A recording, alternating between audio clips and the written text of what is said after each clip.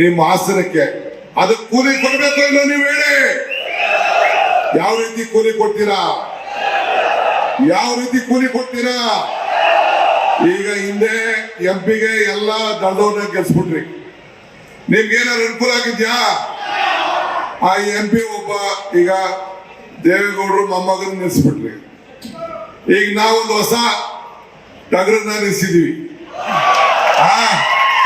ನಮ್ದು ಟಗರು, ನಮ್ದು ಎತ್ತು ಸರಿಯಾಗಿದೆ. ನಮ್ಮ ಅನುಪಮ ಪಾಪ 2 ಸತಿ ಸೋತವಳೆ. ನಮ್ಮ ಹುಡುಗ ಸೋತವಳೆ. ಅವನ ಮೊದಲಿಗೆ ನೀವು ಸಹಾಯ ಮಾಡಬೇಕು ತಾಯಿ.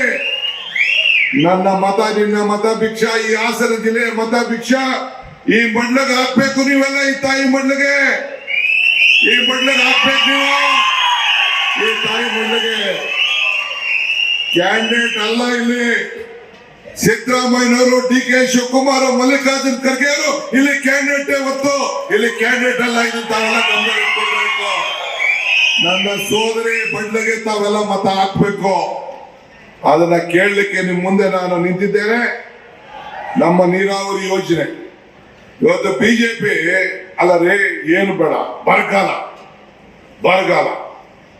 ಬರಗಾಲದಲ್ಲಿ ಏನಾದ್ರು ಒಂದು ಸಣ್ಣ ಆ ಬಡವರಿಗೋಸ್ಕರ ನರೇಗಾ ಕೆಲಸಕ್ಕೆ 100ರಿಂದ 150 ದಿನ ₹1 ದುಡ್ಡು.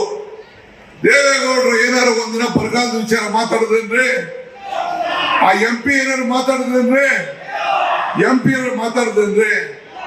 ಇನ್ ಯಾಕೆ ಓಟ್ ಕೇಳ್ತಾ ಇದೆಯಪ್ಪ?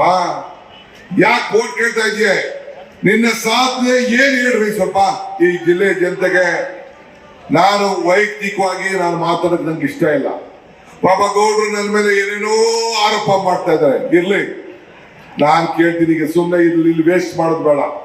ಅಲ್ಲಿ ಬೆಂಗಳೂರಿನಲ್ಲಿ ಉತ್ತರ ಕೊಡ್ತೀನಿ ಅದಕ್ಕೆಲ್ಲ. ಇಲ್ಲಿ ಉತ್ತರ ಕೊಡೋದು ಬೇಡ. ಅದಕ್ಕೆ ಸ್ಥಳೀಯ ಹಾಗೂ ನಿಖರ ಸುದ್ದಿಗಾಗಿ ಸಬ್ಸ್ಕ್ರೈಬ್ ಆಗಿ ಬೇಮಾ ವಿಜಯ ಡಿಜಿಟಲ್ ಯೂಟ್ಯೂಬ್ ಚಾನೆಲ್ ಹಾಗೂ ಪಕ್ಕದಲ್ಲಿ ಕಾಣುವ ಬೆಲ್ ಐಕಾನ್ ಕ್ಲಿಕ್ ಮಾಡಿ ಕ್ಷಣ ಕ್ಷಣದ ಅಪ್ಡೇಟ್ಗಳನ್ನು ಪಡೆದುಕೊಳ್ಳಿ.